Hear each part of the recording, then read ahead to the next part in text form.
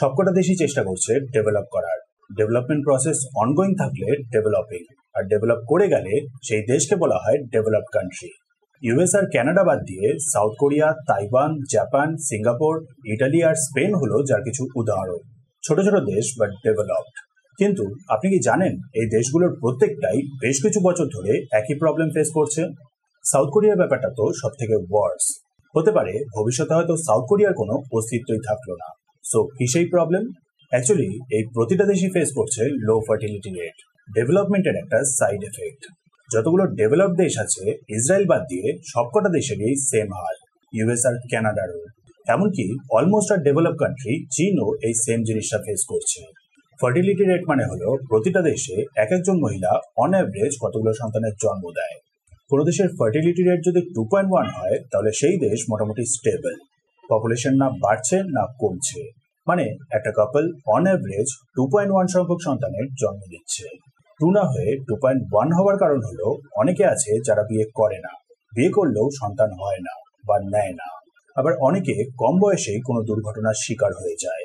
তাই 2.1 হলো একটা সেফ মার্জিন। 2.1 এর বেশি হলে পপুলেশন বাড়ছে, আর কম হলে পপুলেশন শ্রিঙ্ক করছে। সাউথ কোরিয়ার ক্ষেত্রে এই নাম্বারটা হলো বর্তমানে মাত্র 0.78।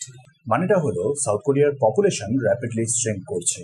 এক একজন মহিলা অন অ্যাভারেজ একটা সন্তানেরও জন্ম দিচ্ছে না। বাকি ডেভেলপ দেশগুলোর মধ্যেও কিছু এক্সাম্পল পাশে স্ক্রিনে দিয়েছি। কিন্তু কথাটা হচ্ছে ডেভেলপমেন্ট করতে গিয়ে দেশের ফার্টিলিটি রেট কমে যায় কেন?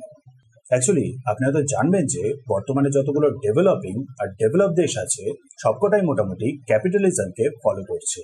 চীনকে কমিউনিস্ট দেশ বলা হয়, বাট ইকোনমিক দিক থেকে চীনও ক্যাপিটালিজমকেই ফলো করে।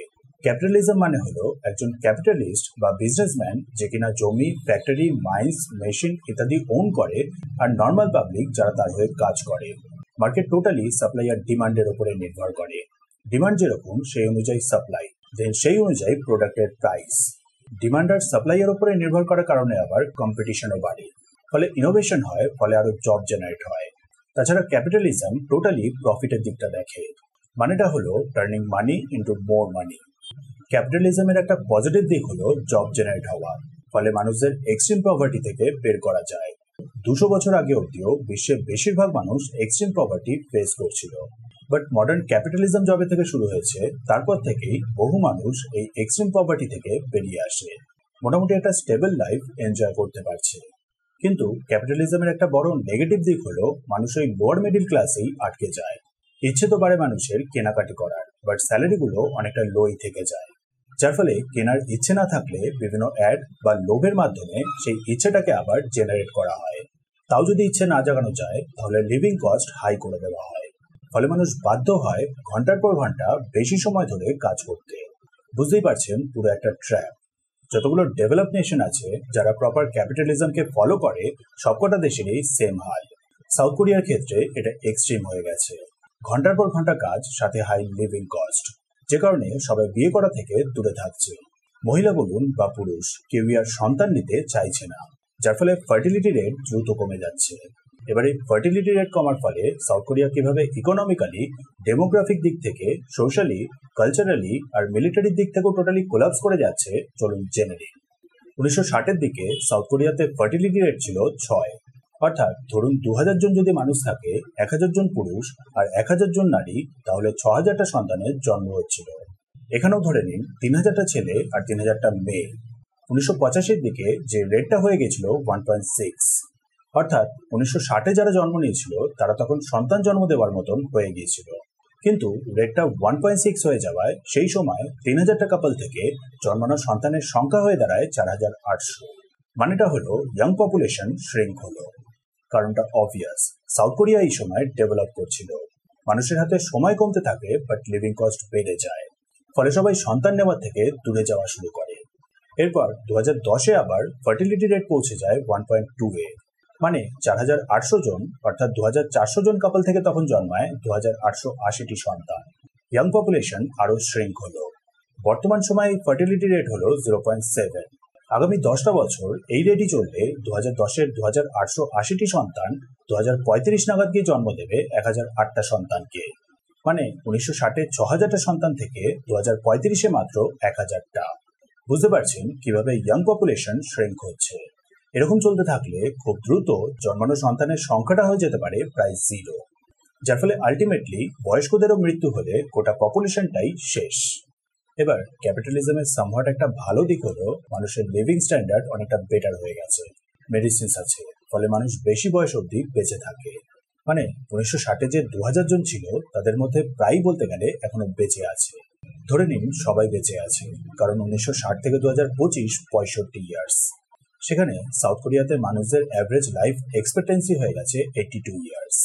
1960-এ 2000 জন প্রাপ্তবয়স্ক আর 6000টা সন্তান। 1985-তে 4800টা সন্তান, 2010-এ 2880 আর 2035-এ 1008, টোটাল 16688 জন। যেখানে আর্নিং এর জন্য মোস্টলি 2010-এ জন্মানো 2880 জন। মানে কাজ করার মানুষের সংখ্যা অনেকটা কম। সবাই জানে দেশে কাজ করার মতো মানুষের সংখ্যা কমতে থাকলে দেশের ইকোনমিও শ্রিঙ্ক হতে থাকে। যে কারণেই ইউরোপে দেখবেন এত মাইগ্রেশন হয়। ইউরোপে কাজ করার মতো মানুষের সংখ্যা কম, তাই বাইরে থেকে ওয়ার্কারদের এনে কাজ করানো হয়। এবার সাউথ কোরিয়াতে সোশ্যাল আর কালচারাল ব্যাপারটা বুঝে নিই। একটা সোসাইটিতে কালচারাল প্র্যাকটিসগুলো ট্রান্সফার হয় বড়দের থেকে ছোটদের মধ্যে। ছোটরা তারপর বড় হলে সেরকম ভাবেই পাস অন করে। কিন্তু ডেভেলপ কান্ট্রির ক্ষেত্রে সেই সময়টাই কোথায় যে কালচারাল প্র্যাকটিসগুলো পাস অন হবে। ফলে লাস্ট জেনারেশন যারা কালচারের ব্যাপারে ভালো মতন করে অবগত, তারা চলে যাওয়া মানে হলো পুরো কালচারটাই চলে যাওয়া। সাউথ কোরিয়াতে এটাই হচ্ছে। সোশ্যালি যেহেতু সাউথ কোরিয়াতে অনেকেই সন্তান নেওয়া থেকে দূরে থাকে বা নিলেও একটাই সন্তানে সীমিত থাকে, তাই নেক্সট জেনারেশনকে অনেকটা বলতে গেলে একা একাই কাটাতে হয়। ভাই, বোন, কাজিন এগুলো প্রায় রেয়ার ব্যাপার হয়ে দাঁড়িয়েছে। আর এই একাকিত্বটারও যে আলাদা একটা এফেক্ট আছে সেটা আপনি ভালো মতনই জানেন। মানেটা হলো দেশ ডেভেলপ তো হলো, কিন্তু এই ক্যাপিটালিজমের মাধ্যমে ডেভেলপমেন্টের কারণে কালচারও হারালো, প্লাস লোনলিনেসও ছেয়ে গেল। এবার ডেভেলপ কান্ট্রিগুলো এখন বেশিরভাগই রোবটসের উপরে ডিপেন্ড করে। সব থেকে বেশি পরিমাণে ডিপেন্ড করে সাউথ কোরিয়া। প্রত্যেক 10,000 এমপ্লয়েড হিসাবে 1100টা রোবট। মানে কোনো ফ্যাক্টরিতে যদি 10,000 জন কাজ করে তাহলে সেখানে 1100টা টোটাল রোবট আছে। সিঙ্গাপুরে সেটা 730, জার্মানিতে 415, চীনে 392, ইউএসএতে সেখানে 285। এটা একদিকে ভালো লাগলেও সাউথ কোরিয়াতে এই নাম্বারটা এত বেশি হওয়ার কারণ হলো ছোট একটা ইয়াং পপুলেশনকে বিশাল একটা এজিং পপুলেশনের দায়িত্ব নিতে হয়, যেটা আবার এক্সট্রা প্রেশার ক্রিয়েট করে। কারণ এত বেশি পরিমাণে মেশিনস বা রোবট চলে আসাতে ইয়াং পপুলেশনকে আরো বেশি স্কিলড হতে হয়। না হতে পারলে আনএমপ্লয়মেন্ট, আর হতে গেলে আরো বেশি লোনলিনেস, আরো টাইম কম। এবার মিলিটারির দিক থেকে দেখলে সাউথ কোরিয়ার নর্থে আছে নর্থ কোরিয়া, চিরশত্রু হয়ে বসে আছে। ফিউচারে খুব শীঘ্রই যেটা সলভ হওয়ার নয়। নর্থ কোরিয়াতে ফার্টিলিটি রেট 1.7 প্লাস ডিক্টেটরশিপ। ইচ্ছে হলেই এই নাম্বারটাকে জাস্ট একটা অর্ডার দিয়েই বাড়িয়ে নেবে, বাধ্য হবে সবাই সেই অর্ডারটা মানতে। সাউথ কোরিয়ার ব্যাপারটা সেরকম না। বর্তমানে 0.7, পরে হয়তো আরো কমে গেল। এই মুহূর্তে সাউথ কোরিয়ার ওভারঅল পপুলেশন নর্থ কোরিয়ার থেকে ডাবল হলেও নর্থ কোরিয়াতে সোলজার্সদের সংখ্যা সাউথ কোরিয়ার তুলনায় দ্বিগুণ। 2017 পর থেকে আবার সাউথ কোরিয়ার ওভারঅল পপুলেশন আরো ডিক্লাইন করা শুরু করে দিয়েছে।